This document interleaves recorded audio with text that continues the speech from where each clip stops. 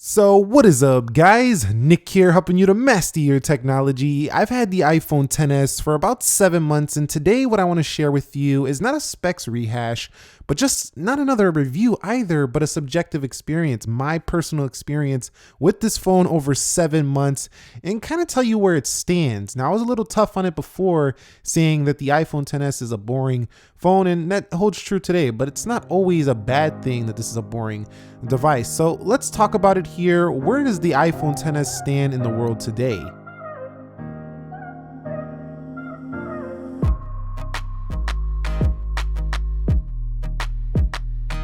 So after 7 months, how has the design been on the iPhone XS? Now, I've talked about how premium the XS Max feels, and this one feels the same. I mean, stainless steel, smaller body. But the thing with this is that, I'm ready for this notch to go away. It's been on 2 phones already. The phone still feels like a premium phone. I'm not too upset with the design, but there are phones that are coming out that are, cheaper, and some could say look better than the iPhone XS in terms of just overall appeal. Now, one thing that also you'll notice is that the iPhone X has always looked the same as this device. So it's like an identical device. So that makes it really hard to justify buying the XS. Honestly, I'm ready to see Apple do a little bit different of a design on their next phone. And one last thing on that design, the Galaxy S10 is a much lighter phone, than this phone. It's a little bit bigger screen and just a lot lighter. So if you don't like a heavy phone, for the size of this phone, it's actually quite substantially heavy. I mean, 178 grams, something like that, is pretty heavy for this size of a device. So if you like light phones, you want to stay away from the iPhone XS. So when it comes to display, I talked about it earlier, how I'm kind of, over this. I want to see the notch go away. I already see maybe an all-screen iPhone, but I don't know if we're there just yet. But the display itself, still a really good looking panel here, even at this point. I mean, really, it's held up very well because of the OLED technology. Now, it's pretty bright as well, and True Tone is really easy on the eyes, quite honestly. So I'm still happy with the display on the iPhone XS, and over my 7 months haven't been disappointed at all. I mean, displays on smartphones, at least at this level, have been great for a long time, and the quality itself of the panel has been fantastic. Now, one thing I've always liked about these newer iPhones is just how smooth the transitions are when you're going in between them. That 120 hertz sample rate is no joke. Like, you'll feel the difference between the smooth feel on here. So still like how smooth the iPhone XS feels, just like, XS Max, just like the iPhone X, it just feels phenomenally smooth. So I gotta say, display quality still good. When it comes to text, it's still plenty sharp. Like if you're reading, the month here, or if you're just reading any type of text, it's tack sharp on this display.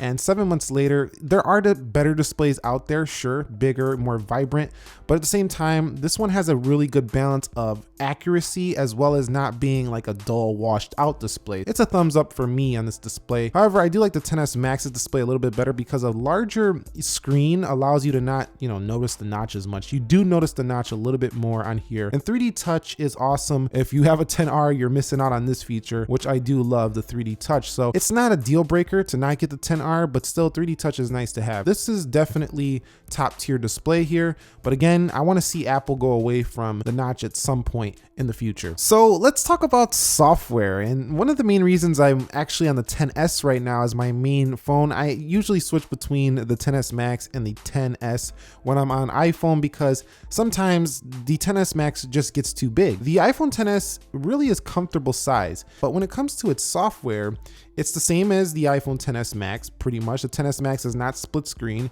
It's iOS 12. Now, what I'm really missing from, Samsung phones right now when using iOS 12 and this iPhone XS is the dark mode. So there's no dark mode here, but it should be coming with iOS 13. But what I really loved about the iOS 12 is that it's super stable.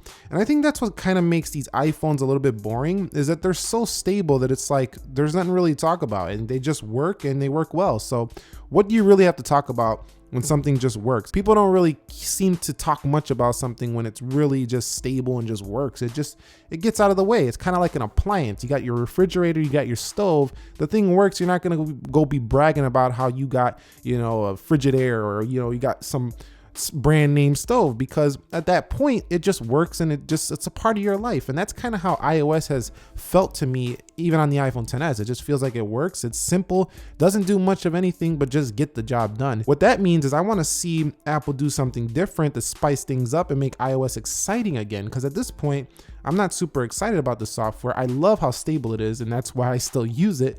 But at the same time, I want to see something exciting happening going forward. iPhone XS right now runs this thing flawlessly. And that brings me on to the performance. I mean, do we even need to talk about this? A12 Bionic, 4 gigabytes of RAM. This thing, I have never had this thing lag one time since I've had it. I mean, this thing just does everything so fast.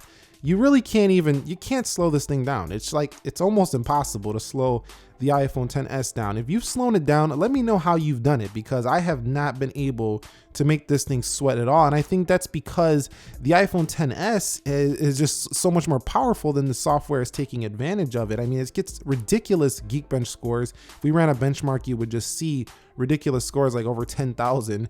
And just anything you do, like, you can be going through your day super fast, and like the iPhone XS will easily keep up with you. Like if you're hopping in between apps, you're rushing something, this phone will rush with you. That's how quick this thing is. And that's a far cry away from years ago when our phones, you would have to wait a couple seconds for the app to load. So the A12 Bionic, 4 gigabytes of RAM, fantastic performance. I think you'll absolutely love the A12, and that goes for any devices. And I've loved it on XS Max, XS, even the new iPad mini. So 7 months later, with the iPhone XS's camera, dual 12 megapixel, it's really a great camera, but with the introduction of triple cameras, I'm kind of missing out a lot when using the XS on having that ultra wide angle. Now, if you don't take a lot of photos, you're not going to care at all about this, but I'm someone who does.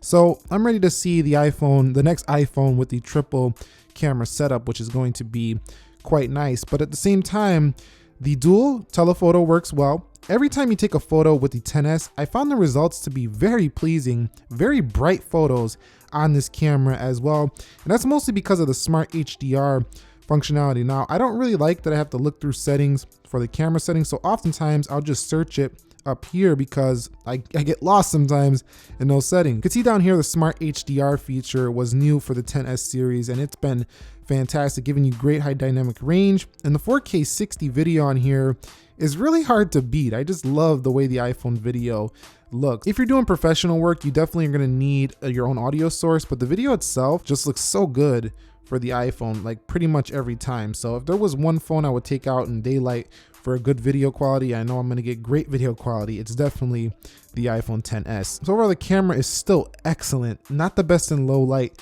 but really good video, just missing that third camera. And I think it's a little bit falling behind because of all these phones with multiple cameras on them. So moving on to audio, let's click one of the Nick Ackerman channel videos.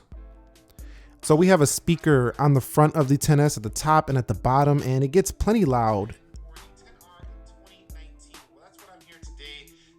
Now, I did a video similar to this back. I want to be, and it looks better in dark lighting. Now, there's something I really do like about the speakers and audio on the XS, and it's not that it doesn't have a headphone jack. I know it doesn't have that. I don't like that.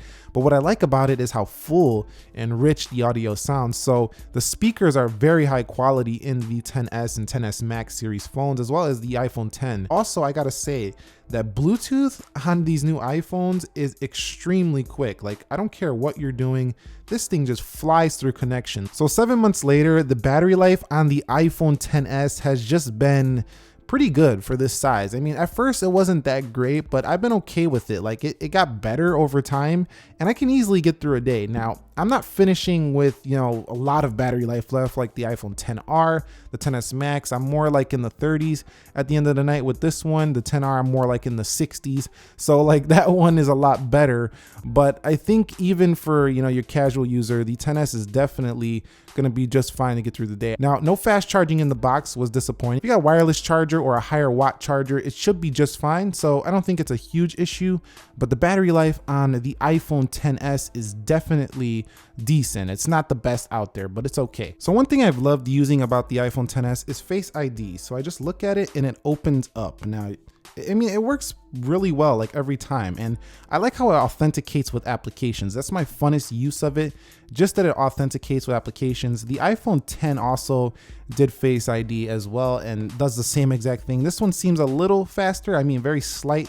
You're not going to notice too much of a difference, but still, Face ID is like my favorite, one of my favorite face unlocks out there because of the security factor. The phone call quality overall is pretty good, but the reception could use a little bit of work. So let's wrap this video up with price. And this is the reason why I think that a lot of people are just not interested in the XS is because of the $999 price tag. And for that price, you can get so much more phone elsewhere than the iPhone XS. You can even get the iPhone 10 for significantly less and it feels like the same exact phone. I gotta say, in conclusion, I think that if you never had a 10 and you wanted to try out this model, you'll be very happy with the XS. But has it been the best value? I don't think so for the price. I think they were about $100 off or so on the XS, maybe $150. This phone I think could easily go for $849 and it would be a really solid deal. But at $999, I think they're a little bit too high on this device particularly. So that's it for me on the iPhone XS. What do you think about the XS? Did you have one? Do you have one right now? Share your experiences. Do you think you got value